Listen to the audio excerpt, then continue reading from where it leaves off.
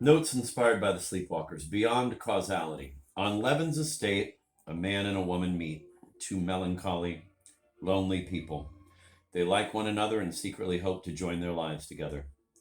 All they need is the chance to be alone for a moment and say so. Finally, one day they find themselves unobserved in a wood where they have come to gather mushrooms. Ill at ease, they are silent, knowing that the moment is upon them and they must not let it slip by. The silence has already lasted rather a long while when the woman suddenly, quote, involuntarily, reflexively, end of quote, starts to talk about mushrooms. Then silence again. And the man casts about for a way to declare himself. But instead of speaking of love, quote, on some unexpected impulse, end of quote, he too talks about mushrooms. On the way home, they go on discussing mushrooms.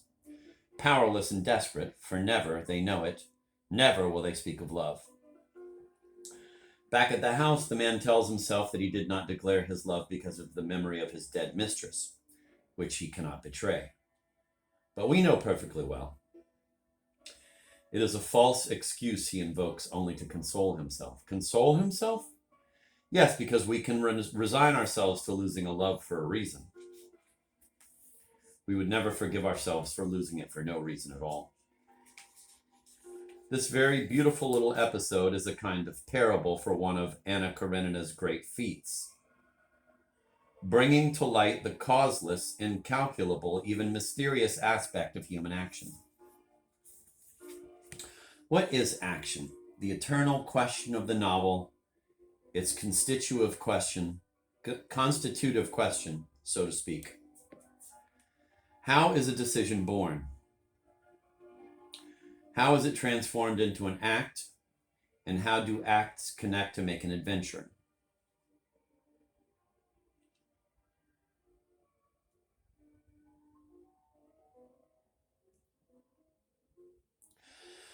Out of the mysterious and chaotic fabric of life, the old novelists tried to tease the thread of a limpid rationality.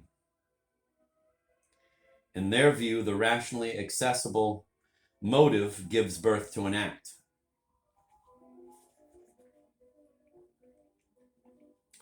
And that act provokes another. An adventure is a luminously causal chain of acts.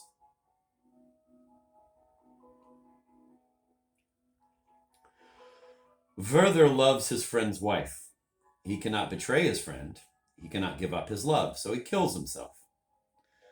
Suicide with the transparent clarity of a mathematical equation. But why does Anna Karenina kill herself? The man who talked about mushrooms instead of love wants to believe that he did so out of loyalty to his vanished mistress.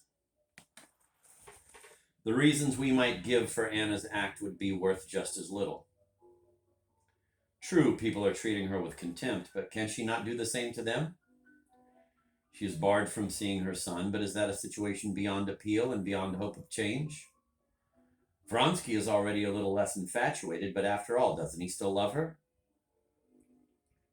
Besides, Anna did not come to the station to kill herself. She came to meet Vronsky. She throws herself beneath the train without having taken the decision to do so. It is rather the decision that takes Anna, that overtakes her. Like the man who talked about mushrooms, Anna acts, quote, on some unexpected impulse, end of quote. Which does not mean that her act is senseless. But its sense lies outside rationally apprehensible causality. Tolstoy had to use, for the first time in the history of the novel, an almost Joycean interior monologue to reconstruct the subtle fabric of fleeting impulses, transient feelings, fragmentary thoughts, to show us the suicidal journey of Anna's soul.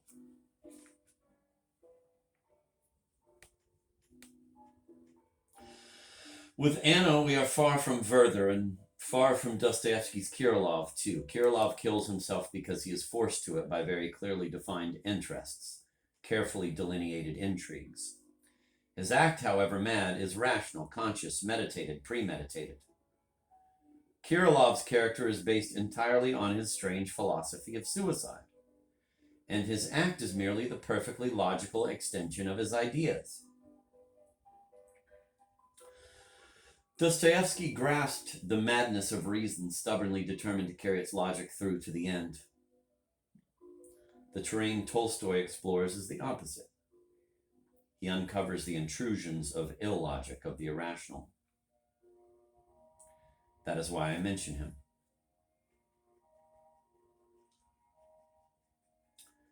The reference to Tolstoy places Brock in the context of one of the great explorations of the European novel, the exploration of the role the irrational plays in our decisions, in our lives. Confusions. Passanau is seeing a Czech whore named Ruzina, but his parents arrange his marriage to a girl of their own milieu, Elizabeth.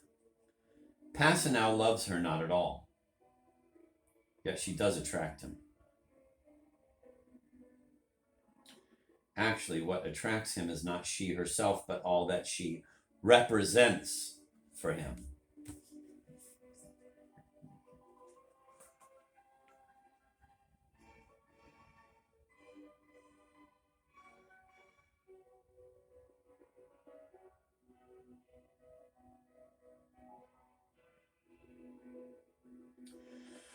When he goes to see her for the first time, the streets, the gardens, the houses of her neighborhood radiate, quote, a great and insular security, end of quote.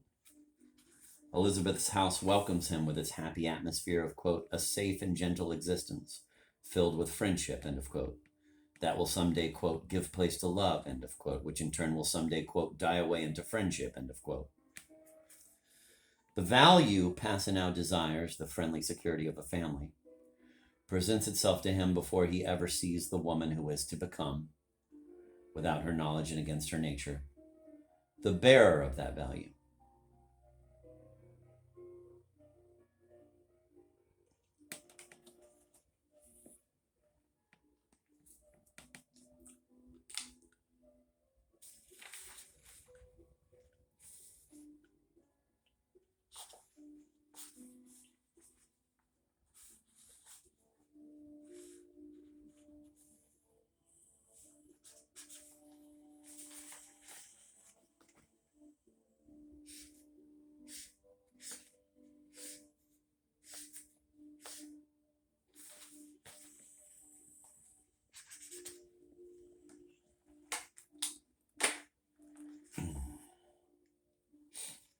I'm going to read that again. It's just too thick with nutrients.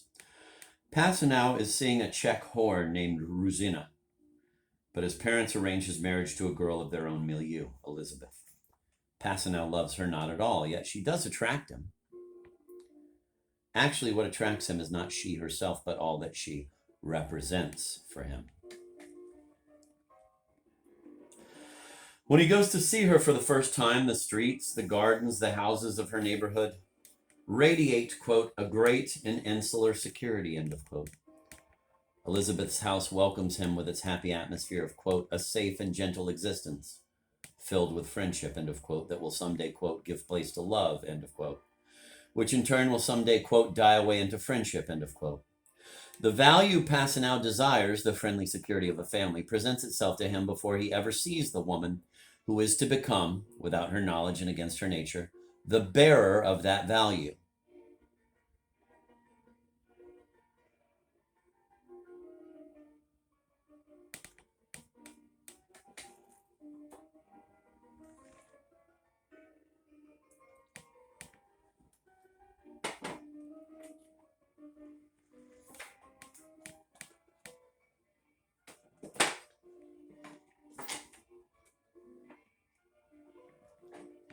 Jesus Christ.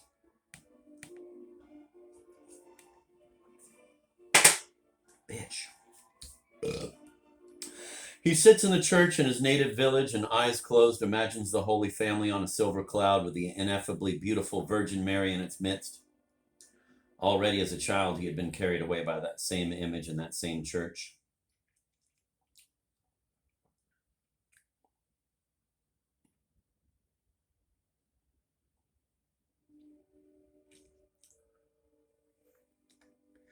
At the time, he was in love with a Polish servant girl on his father's farm, and in his reverie, He confused her with the Virgin and imagined himself sitting on her lovely knees, the knees of the Virgin turned servant girl. This time, his eyes closed, he sees the Virgin again and all of a sudden notices that her hair is blonde.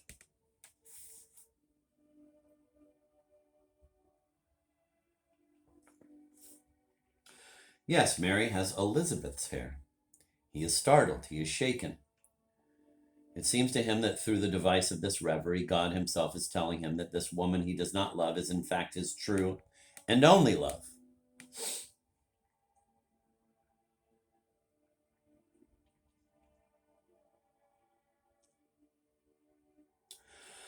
Irrational logic is based on the mechanism of confusion. Passanel has a poor sense of reality. The causes of events escape him.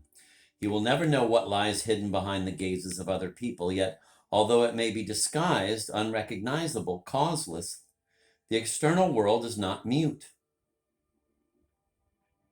It speaks to him.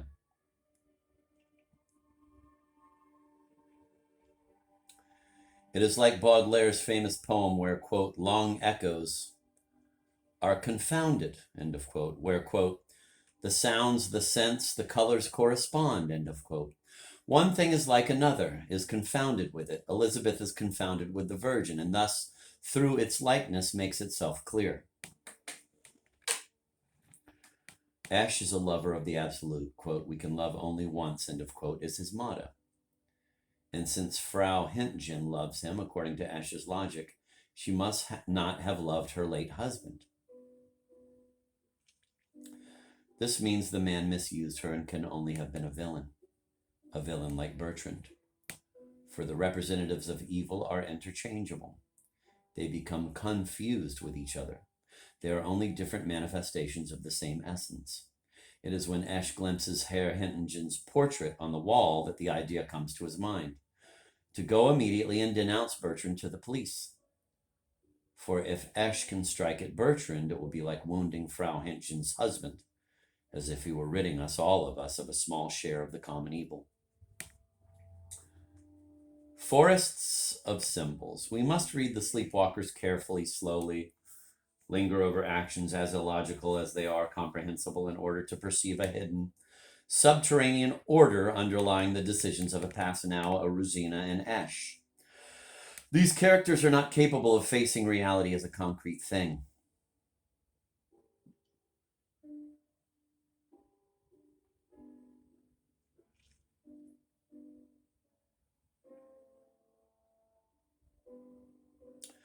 Before their eyes, everything turns into a symbol. Elizabeth, the symbol of familial serenity, Bertrand, the symbol of hell. And it is to symbols they are reacting when they believe they are acting upon reality. Brock shows us that it is the system of confusions, the system of symbolic thought that underlies all behavior, individual as well as collective.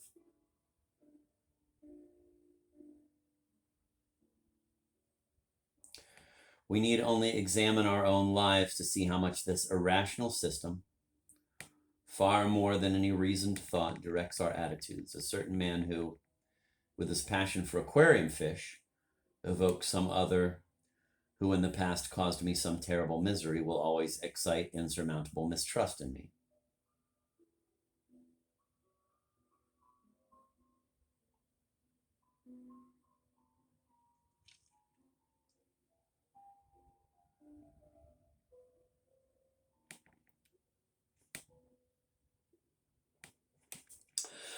The irrational system rules political life no less. Along with the last World War, Communist Russia won this war of symbols. It succeeded for at least a half century in providing the symbols of good and evil to that great army of Esches who are as avid for values as they are incapable of discriminating among them. This is why the Gulag will never supplant Nazism as a symbol of absolute evil in the European consciousness. This is why people hold massive demonstrations against the war in Vietnam and not against the war in Afghanistan. Vietnam, colonialism, racism, imperialism, fascism, Nazism, all these words correspond like the colors and sounds in Baudelaire's poem. While the Afghanistan war is, so to speak, symbolically mute, or at any rate beyond the magic circle of absolute evil, the geyser of symbols. I also think of those daily slaughters along the highways, of that death that is as horrible as it is banal and that bears no resemblance to cancer or AIDS, because, as the work not of nature but of man, it is an almost voluntary death. How can it be that such a death fails to dumbfound us, to turn our lives upside down, to incite us to vast reforms? No, it does not dumbfound us, because like Passanel, we have a poor sense of the real. And in the surreal sphere of symbols, this death in the guise of a handsome car actually represents life. The smiling death is not confused with modernity, freedom, adventure.